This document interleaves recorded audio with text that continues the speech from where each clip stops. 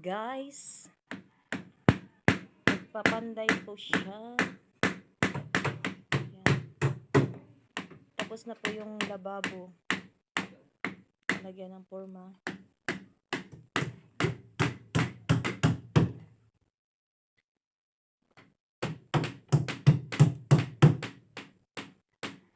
Madaling trabaho mga ka-farmers. Basta madali ito, oh. Madali lang.